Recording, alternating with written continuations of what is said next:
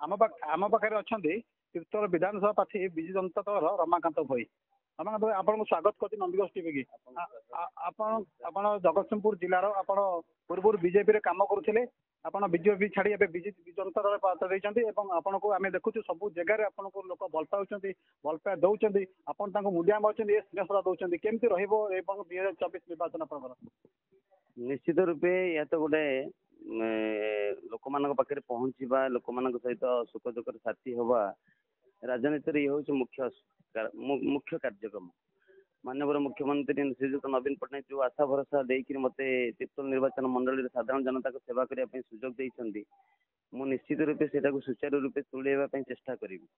आपड़ जो कहले विगत दिन में थी मो पाखापाखि 10 ରୁ 12 वर्ष काल मुझे साधारण जनता तीर्तोल निर्वाचन साधारण जनता थी आज भी अच्छी आगु को रही। बेसिक जिनस हूँ सदाबले चेष्टा करे गोटे साधारण जनता पाखे पहुँची साधारण जनता जो ग्रीभांस अच्छी मन भितर जहाँ क्रोध अच्छी मन भितर जहाँ वांटिंग अच्छी मुझे चेष्टा करे सहित सामिल होगापी से पूरण करने। आज सबुठ बड़ कथा हूँ माननीय मुख्यमंत्री जहाँ जहाँ योजना अच्छी से गुराक कौटी पहुँची कौटी न पहुँची केमती पहुँचो बा किए अवहेलित हो विषय में तदारख कर अभी समय आसी। आप देखु आपत निर्वाचन मैदान को ओह्लैले पूर्व आप दीर्घ वर्ष धरी आप लोक सेवा रही तीर्तोल विधानसभा कथा जा तीर्तोल ब्लॉक कथा कहवा रघुनाथपुर ब्लॉक कथा कहवा बिरिडी ब्लॉक कथा कहवा पाखापाखि 61 रू ऊर्ध्व पंचायत रही टोटाल निर्वाचन मंडल में समस्त लोक को आप एकजुट कर मिशुंट केमती भोट प्रचार आप कर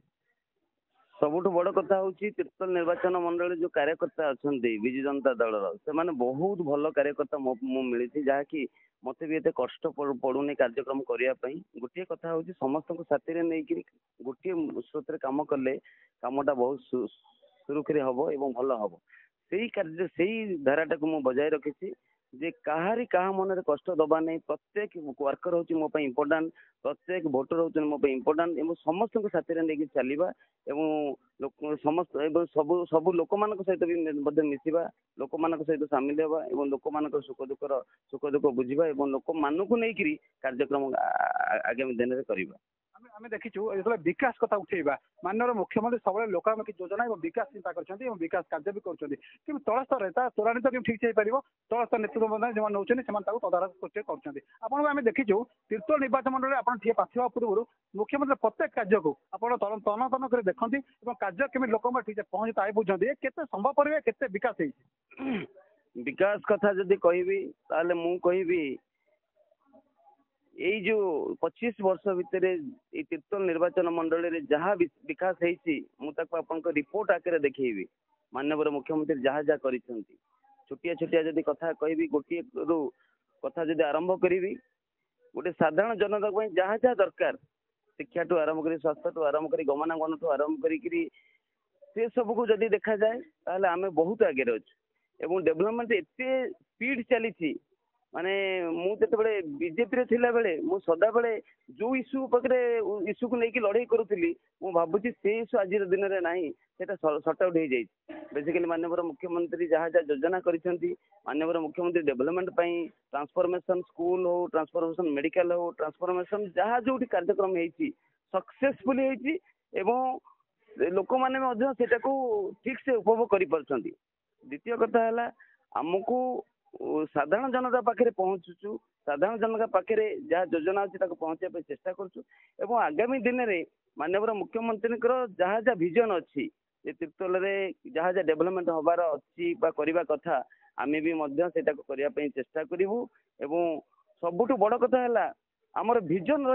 तीर्तोल निर्वाचन मंडली रे कौन सी गोटे लोक अनाहार मृत्युवरण करेंगे नहीं कौन सी गोटे लोक चाल घरे रे नहीं कौन सी अंचल माटी रास्ता रही पक्का रास्ता कौन सी अंचल स्कूल हो मेडिकल हो जहाँ सब अच्छी सब प्रॉपर डेभलपमेंट हम एवं ए अंचलटा कि आग को आगेब और लोक मैंने फाइनेंशियली इकोनॉमिकली साउंड हे से विषय में चिंता करूँ। जगतसिंहपुर जिला कहले विजय गढ़ कहुए मोदी कहते विकसित भारत और इस्ताहार को लेकिन आस कांग्रेस विकास किंतु बर्तमान विकास को नहीं आगे विजु जनता दल आप कौन कहे सी विकसित भारत कहते ये इस्ताहार को आगे आइले कि विकास चित्र देखते केमती आप भोट ग्रहण कर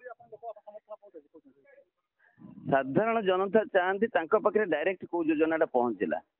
ଯଦି ବର୍ତ୍ତମାନ ମୁଁ କହିବି ସାରା ବିଶ୍ୱରେ ଗୋଟିଏ ଯୋଜନା ମାନ୍ୟବର ମୁଖ୍ୟମନ୍ତ୍ରୀ ନବୀନ ପଟ୍ଟନାୟକ ଗୋଟିଏ ଯୋଜନା ଯାହାକି BSY କାର୍ଡ, ଏ ଯୋଜନା ମୁଁ ଭାବୁଛି ଭାରତ ବର୍ଷର କଣ ବିଶ୍ୱର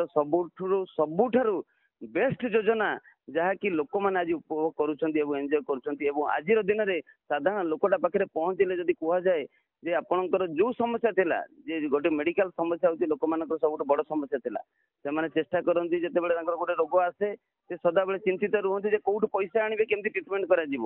ଏବଂ ମୁଁ ଭାବୁଛି ଆଜିର ଦିନରେ ସେ ଚିନ୍ତା ନାହିଁ, ଯୋଉଟା କି BSY କାର୍ଡରେ ପାଖାପାଖି ଏ ନିର୍ବାଚନ ମଣ୍ଡଳୀରୁ 10,000ରୁ ଉର୍ଦ୍ଧ୍ୱ ସାଧାରଣ ଜନତା ଉପକୃତ ହେଇଛନ୍ତି।